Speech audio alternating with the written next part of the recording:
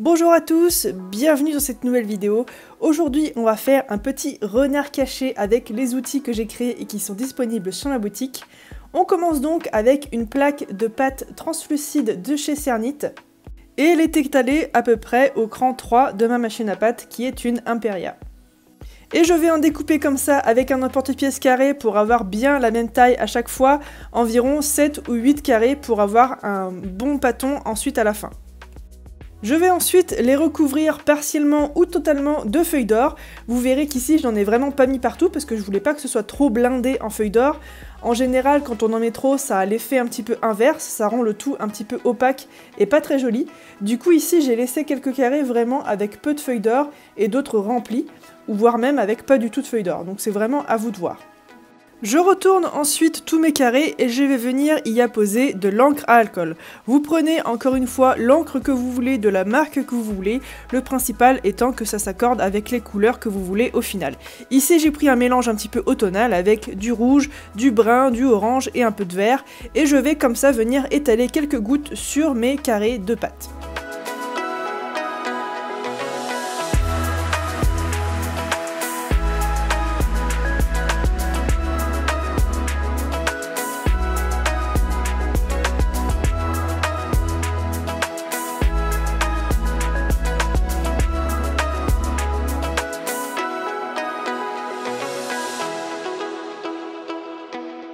Il ne sert absolument à rien de trop en mettre, vous voyez qu'ici j'en mets 3 à 4 gouttes maximum sur chaque carré. Je laisse ensuite sécher correctement et je vais pouvoir ensuite passer à la peinture.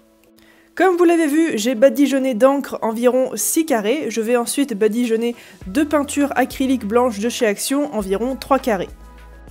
Vous n'êtes pas du tout obligé d'utiliser cette technique, vous pouvez très bien laisser vos encres à alcool faire le travail avec la feuille d'or et la pâte translucide, mais je trouve qu'ajouter un petit peu de peinture blanche dans tout ça va ajouter légèrement de l'opacité et ça va faire ressortir encore mieux tous les motifs, la feuille d'or, la pâte translucide, les encres, etc. Je laisse sécher correctement toutes mes encres à alcool et toutes mes peintures et je vais ensuite venir faire l'empilement de tout ça. Ici j'ai fait ça un petit peu au hasard, je vous avouerai. La seule chose à laquelle j'ai fait attention c'est de ne pas mettre feuille d'or sur feuille d'or ou partie verte sur partie verte. J'ai fait en sorte que les couleurs soient toutes assez bien réparties dans le bloc et ensuite je vais venir aplatir tout ça pour qu'il n'y ait pas de bulles entre les plaques. Et une fois que c'est bien aplati, je vais venir découper mon bloc en deux, puis remettre les mêmes parties sur les mêmes parties pour avoir à peu près les mêmes couleurs à chaque fois.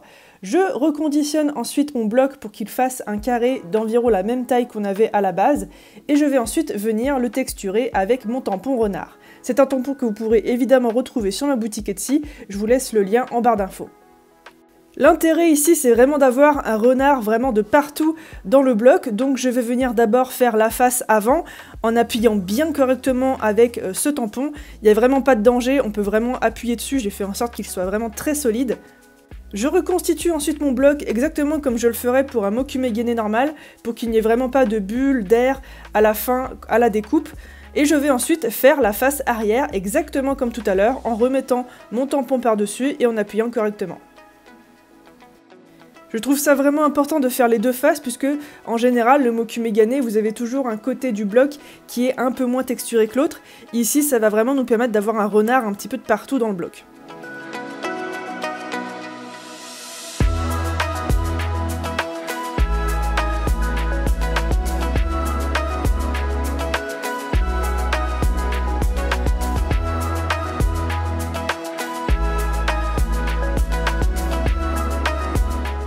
On passe ensuite à la découpe et c'est là que la magie opère. Vous pouvez très bien mettre votre petit bloc au réfrigérateur pour qu'il soit un peu plus dur.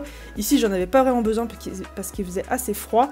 Mais vous voyez qu'on voit très bien le renard à chaque tranche et à chaque fois avec de nouvelles couleurs. Je trouve ça vraiment super beau.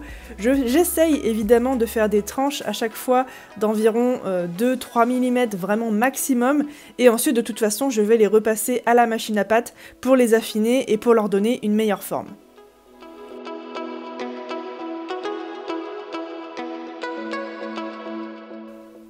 On peut voir ici par exemple que le rendu est vraiment top, on voit vraiment tous les détails du renard. On va ainsi pouvoir passer, comme je vous l'ai dit, à la machine à pâte si besoin. Et sinon, si vous n'en avez pas besoin, eh bien vous laissez votre plaque comme ça et vous allez pouvoir venir découper votre bijou. Ici j'ai choisi des carrés avec les bords un petit peu arrondis pour faire de grandes pièces. Et je vais le monter en un bijou à 3 pièces.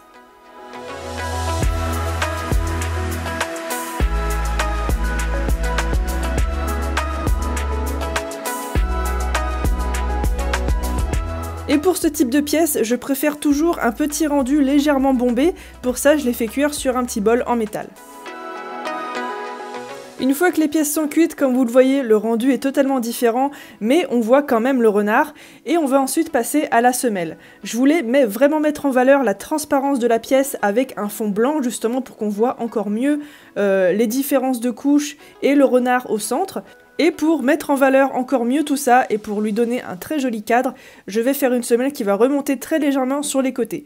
Pour ça, vous avez besoin d'une pâte blanche vraiment très souple. Ici, c'est de la cernite mélangée avec un petit peu de fimo liquide pour la rendre vraiment très souple. Je mets aussi quelques gouttes de fimo liquide au dos de la création, et je vais ensuite venir remettre les bords par-dessus en les faisant coller correctement en fait à la tranche de la création qui est déjà cuite. Ici, vous voyez, c'est vraiment très important d'avoir une pâte souple, parce que sans ça, on aurait des petites craquelures qui se formeraient à la pliure.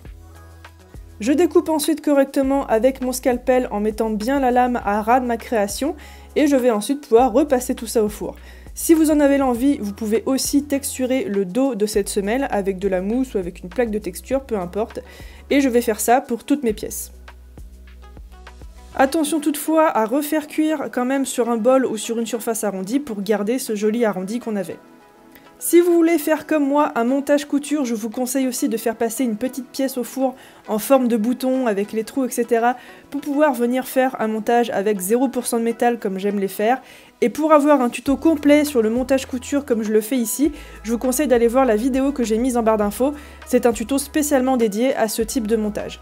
En fait, c'est un montage où on va utiliser uniquement du fil qui va un petit peu brûler avec une flamme pour avoir des nœuds très solides et avoir un montage qui va être vraiment avec 0% de métal puisqu'on n'aura pas besoin ni de fermoir ni d'anneaux de jonction. Ici, les pièces sont poncées et polies, je n'avais pas du tout envie d'utiliser de vernis, je voulais vraiment que ça rende vraiment très naturel, et en plus, avec la pâte translucide, ça rend toujours mieux un bon ponçage. Pour le montage, comme vous voyez, je préfère faire ça sur une surface douce pour ne pas abîmer mon joli ponçage et polissage, pour ne pas rayer en fait mes surfaces, et je vais ensuite comme ça faire mes petits nœuds à l'arrière, les brûler pour avoir une jolie tenue sur le long terme, et ensuite je vais terminer mon montage avec les derniers fils et le bouton. Si vous êtes intéressé par le ponçage et le polissage, je vous conseille mes formations en visio. Ce sont des formations que vous pouvez réserver tout simplement en m'envoyant un petit mail, on peut en discuter. Et il y a aussi mes vidéos sur internet, sur YouTube, je vous laisse les liens en barre d'infos. Encore une fois, le matériel se trouve sur la boutique, tous les liens sont en barre d'infos. Si vous voulez me soutenir et devenir une bulle et avoir accès à des tutos exclusifs et des lives exclusifs, je vous conseille aussi d'aller cliquer sur le lien devenir une bulle, devenir un membre de la chaîne. Et sur ce, moi je vous dis à très vite pour d'autres tutoriels. Ciao!